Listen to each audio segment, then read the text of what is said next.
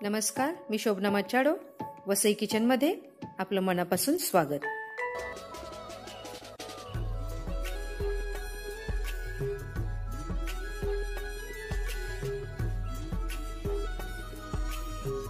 मला बऱ्याच जणांनी सांगितलेलं की सुके बोंबील आणि सुकट कशी साफ करायची ते दाखवा.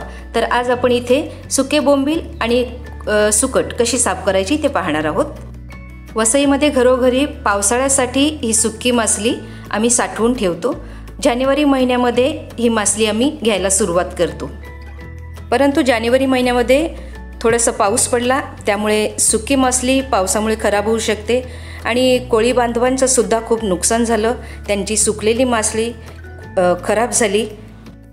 तर त्यामुळे आम्ही बोंबील जरा लेट घेतले, म्हणजे फेब्रुवारी महिन्यामध्ये घेतलेले आहेत. हे इथे आमच्या मच्छीवाली ताई जसिंताताई आलेल्या आहेत. मला बोंबील पाहिजे होते. तर बोंबील कसे घ्यायचे? बोंबील दिसायला एकदम स्वच्छ असे पांढरे दिसले पाहिजेत. आणि बोंबील चांगले आहेत की नाही ते कसे बघायचे? तर ते पहा, ताई दाखवत आहेत. असे खरवडून घ्यायचे थोडेसे, तर तिथून असं कापसासारखा आपल्याला भाग दिसतो, म्हणजे हे बोंबील चांगले आहेत. तर हे बोंबील मी साफ करायला घेतलेले आहेत. तुम्हाला मी बोंबील दाखवते. त्या ताईने दाखवलं त्याप्रमाणे हे पहा, इथे असं हे खरवडून घ्यायचं, म्हणजे हे कापसासारखं निघते, म्हणजे हे चांगले बोंबील आहेत. तर हे बोंबील जेव्हा आपण घेतो तेव्हा हे असे जॉईन असतात. तर ते पहिले आपण अलग करून घेणार आहोत. आणि आता हा असा एक बोंबील घ्यायचा आणि इथे मी विळी घेतलेली आहे. हे विळीवर आपण साफ करणार आहोत. तर ही जी तोंडाची बाजू आहे ती आपण अशी कट करायची आहे. आणि हा संपूर्ण असा पोटाचा भाग जो असतो तो काढून टाकायचा आहे. कधीकधी त्या बोंबीलच्या पोटामध्ये कोलंबी वगैरे असते, तर तो घ्यायचा नाही. हा भाग काढायचा आहे, हा टाकायचा आहे आणि असा हा स्वच्छ करायचा आहे. आणि हे बाजूला जे पंख असतात असे ते सुद्धा काढायचे आहे. हे खालीसुद्धा आहे. आणि ही शेपटी काढायची आहे. अशा प्रकारे हे बोंबील साफ करायचे आहेत. तुम्हाला मी दुसरा एक बोंबील साफ करून दाखवते. ही तोंडाची बाजू कट करायची आणि तिथूनच हे जे पोटाचा जो भाग असतो तो काढायचा. असा डायरेक्ट निघतो तो. आणि हे मध्ये काळेचं दिसते, कधी कधी काळसर असते, कधी कधी लालसर ती कोलंबीचा भाग वगैरे असतो, ते व्यवस्थित काढायचं. ते काढल्याने नाही, ते जर राहिलं तर बोंबील खराब होऊ शकतो, त्यामुळे ते काढून टाकायचं. आणि असा हा बोंबील साफ करून घ्यायचा. हे बाजूचं काढायचं आणि ही शेपटी काढायची. अशा प्रकारे हे बोंबील सगळे साफ करून घ्यायचे आहेत. आणि हे बोंबील संपूर्ण साफ झाल्यानंतर आपण 2 दिवस ते उन्हामध्ये ठेवायचे आहेत, की त्यामुळे तो जो आपण पोटाचा भाग वगैरे साफ केलेला असतो त्याला ऊन लागते आणि त्यामुळे ते खराब होत नाही. आणि हे पहा, हे सगळं आपण साफ करायचं आहे आणि त्यानंतर उन्हात घालायचं, म्हणजे ते ऊन लागल्यामुळे त्यामध्ये जे असे कचरा वगैरे असतो त्याला ऊन लागते आणि त्यानंतर ते खराब होत नाही. त्यामुळे 2 दिवस आपण उन्हात घालणार आहोत. तर हे 2 दिवस मस्त उन्हामध्ये सुकवलेले आहेत. तर हे बोंबील आता आपण झिपलॉक बॅगमध्ये मी घालणार आहे. आणि तुम्ही हवाबंद डब्यात ठेवू शकता किंवा फ्रीजमध्ये सुद्धा ठेवू शकता. तर या सुक्या बोंबीलपासून अनेक अशा रुचकर रेसिपीज आम्ही आमच्या वसईमध्ये बनवतात. तर तुम्ही आमच्या चॅनलला नक्की व्हिजिट करा आणि त्या रेसिपीज पहा. आता आपण ही सुकट कशी साफ करायची ते पाहणार आहोत, अगदी सोप्या पद्धतीने. भरपूर सुकट असते आणि ती बारीक बारीक साफ करायला खूप वेळ निघून जातो. तर इथे मी खाडीची सुकट घेतलेली आहे.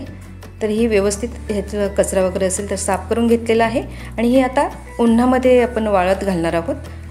तर ह्याच्यावर मी अशी दुपट्टा किंवा एखादा फडकं वगैरे द्यायचं आणि उन्हामध्ये, आता खूप कडक ऊन असते त्यामध्ये मी हे उन्हामध्ये ठेवलेली आहे.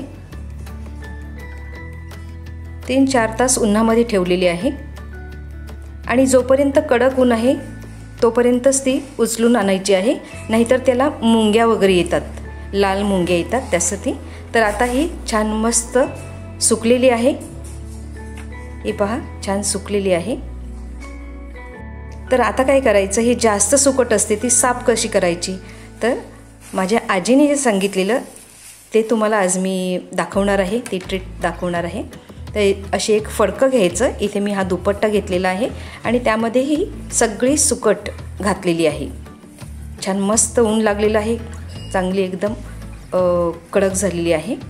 आणि ही ह्यामध्ये घातल्यानंतर अशी अलगद अशी आपटून घ्यायची आहे। हे पहा, थोडी थोडी अशी आपटून घ्यायची आहे, खूप जोरात नाही आपटायची।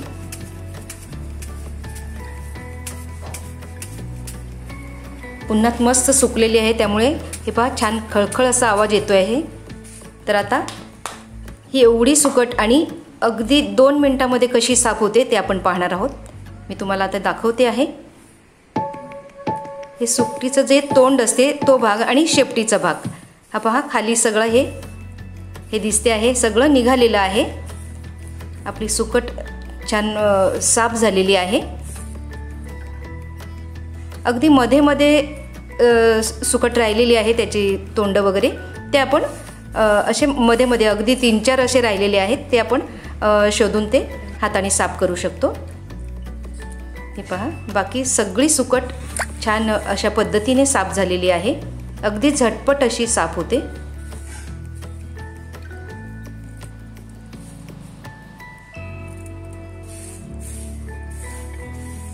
छान उन्हाने सुकलेली आहे, किती छान मस्त अशी खळखळ आवाज येतो आहे ना।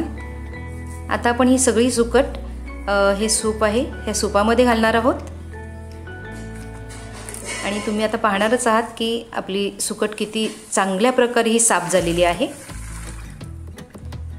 आता ही सुपामध्ये घातलेली आहे, तर ही सुकट आता आपण झटकून घेणार आहोत, म्हणजे जो कचरा आहे तो बाहेर उतरतो। हा पहा, सगळा बारीक जो कचरा निघालेला आहे, त्या सुकटीचे जे पाय असतात ते किंवा शेपटी, त्याचा तोंडाचा भाग, ते सगळं निघते आहे अशा प्रकारे।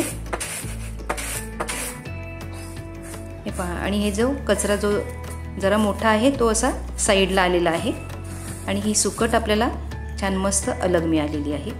तर ही सुकटसुद्धा झिपलॉक बॅगमध्ये ठेवलेली आहे, तर हवाबंद डब्यात किंवा फ्रीजमध्ये तुम्ही ठेवू शकता।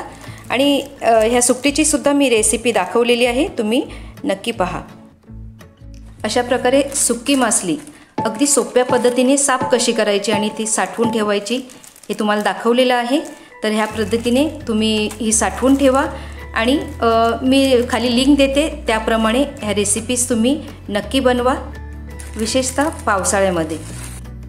अशीच उपयुक्त माहिती पाहायची असेल आणि वसई किचनच्या रेसिपीज पाहायच्या असतील तर आमच्या चॅनलला सबस्क्राईब करा, आणि त्यानंतर बेल आयकन दिसेल तो देखील प्रेस करा, म्हणजे आमच्या रेसिपीज तुम्ही मिस करणार नाही। आमचा व्हिडिओ पाहिल्याबद्दल खूप खूप धन्यवाद।